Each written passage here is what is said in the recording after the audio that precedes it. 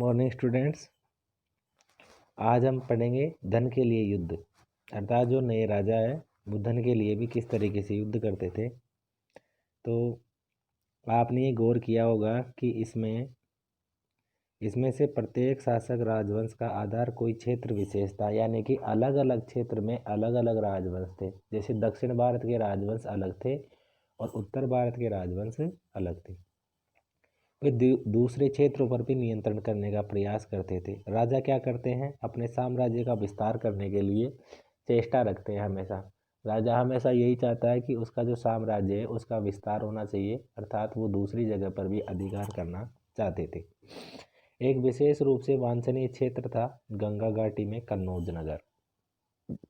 मध्य भारत में जो गंगा नदी है वहाँ पर एक विशेष क्षेत्र था जिसका नाम था कन्नौज नगर। गुर्जर प्रतिहार, राष्ट्रकूट और पाल वंशों के शासक सदियों तक कन्नौज के ऊपर नियंत्रण को लेकर आपस में लड़ते रहे और इसे त्रिपक्षीय युद्ध कहते हैं, त्रिपक्षीय संघर्ष कहते हैं इसे, जो लगभग 200 वर्षों तक चलता रहा। और लास्ट में इसमें जो गुर्जर प्रतिहार शासक है उनकी विजय होती है। गुर्जर प्रतिहार जो वंश है उसकी स्थापना होती है, वो जीत जाते हैं इसमें। क्योंकि इस लंबी लड़ाई में 3 पक्ष थे, इसलिए इतिहासकारों ने प्राय इसकी चर्चा त्रिपक्षीय संघर्ष के रूप में की है।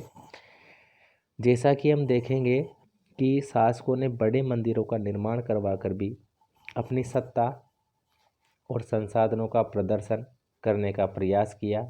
इसलिए जब वे एक दूसरे के राज्यों पर आक्रमण करते थे तो मंदिरों को भी अपना निशाना बनाते थे, जो कभी कभी बहुत अधिक संपन्न होते थे। आप अध्याय 5 में इसके बारे में पढ़ेंगे।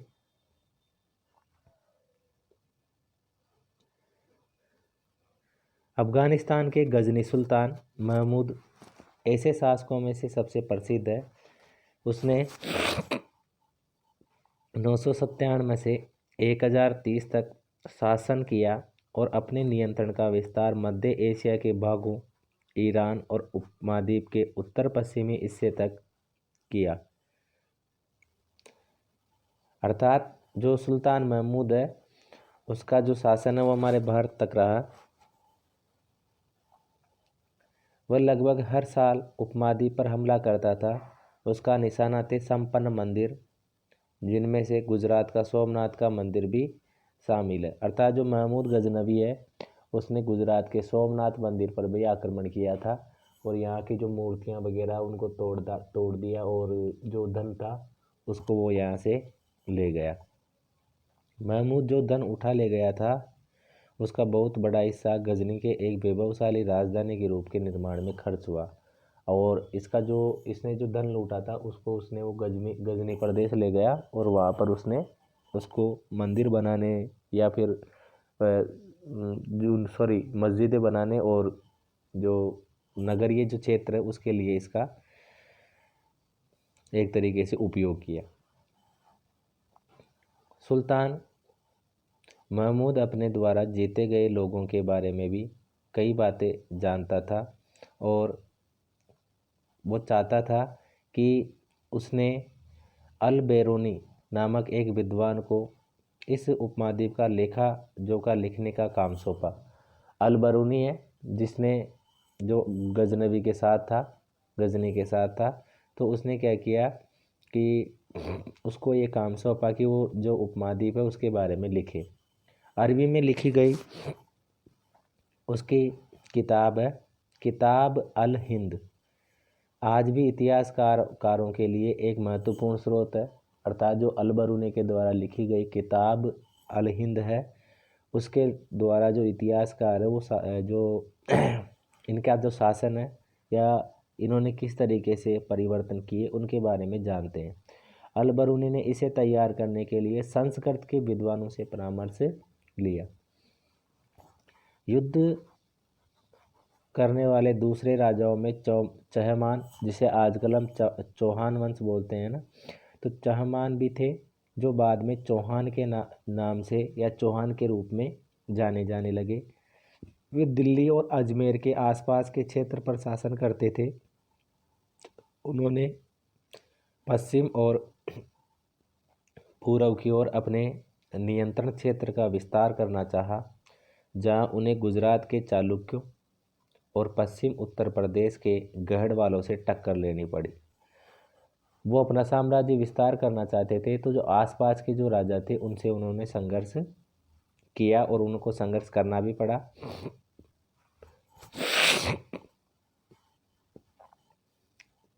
चौहान वंश का जो प्रसिद्ध शासक है वो पृथ्वीराज तृतीय, जो 1168 से 1192 तक है, जिसने महमूद जो गोरी है, जो सुल्तान है मोहम्मद गोरी, अफगान शासक को 1191 में हराया, लेकिन दूसरे साल वो 1192 के युद्ध में हार गया।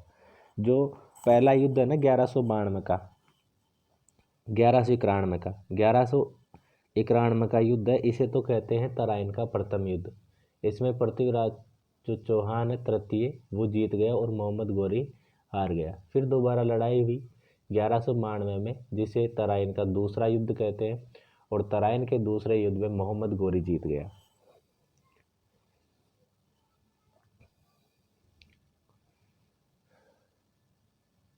इसके बाद देखेंगे चोल राज्य, ये दक्षिण भारत में है।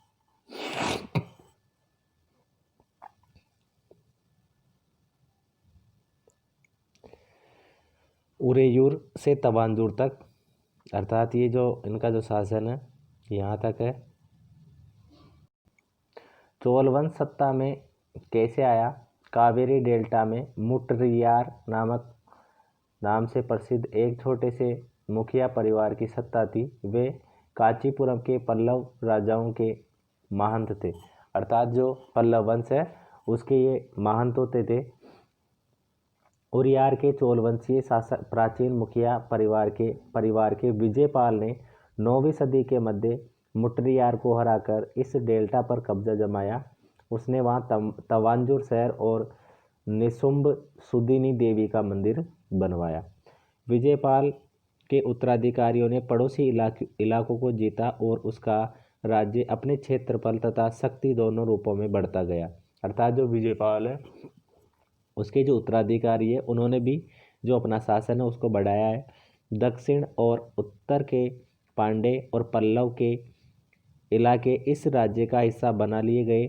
राज प्रथम जो कि सबसे प्रतापी शासक है, राज प्रथम जो एक सबसे शक्तिशाली चोल शासक माना जाता है, 985 में राजा बना और उसी ने इनसे ज़्यादातर क्षेत्रों पर अपने नियंत्रण का विस्तार किया। उसने साम्राज्य के प्रशासन का भी पुनर्गठन किया। राज के पुत्र राजेंद्र प्रथम ने उसकी नीतियों को जारी रखा और उसने गंगा घाटी, श्रीलंका तथा दक्षिण पूर्व एशिया के देशों पर हमला भी किया। इन अभियानों के लिए उसने एक जलसेना भी बनाई। देखिए राज प्रथम ये भी बहुत इम्पोर्टेंट है। इसने एक मंदिर भी बनवाया था, राजराजेश्वर शिव मंदिर बनवाया था एक, ठीक है। और ये जो राजेंद्र प्रथम है इसका पुत्र, इसने एक उपाधि भी धारण की थी गंगे कोंड के नाम से, ठीक है। तो ये महत्वपूर्ण शासक है दोनों ही चोल वंश के। भव्य मंदिर और कांस्य मूर्ति कला, राज और राजेंद्र प्रथम द्वारा बनवाए गए तवांजूर और गंगईकोंड चोलपुरम के बड़े मंदिर स्थापत्य और मूर्ति कला की दृष्टि से एक चमत्कार है। जो गंगईकोंड चोलपुरम है इसके जो मंदिर है वो तो बनवाए हैं राजेंद्र प्रथम ने, और जो तवांजूर में जो मंदिर बनवाए हैं वो बनवाए हैं राज प्रथम ने। चोल मंदिर अक्सर अपने आसपास विकसित होने वाली बस्तियों के केंद्र बन गए। ये शिल्प उत्पादन के केंद्र थे। ये मंदिर शासकों और अन्य लोगों द्वारा दी गई भूमि से भी संपन्न हो गए थे। इस भूमि की उपज उन सारे विशेषज्ञों का निर्वाह करने में खर्च होती थी जो मंदिर के आसपास रहते थे और उसके लिए काम करते थे। पुरोहित, मालाकार, बावर्ची, मेहतर,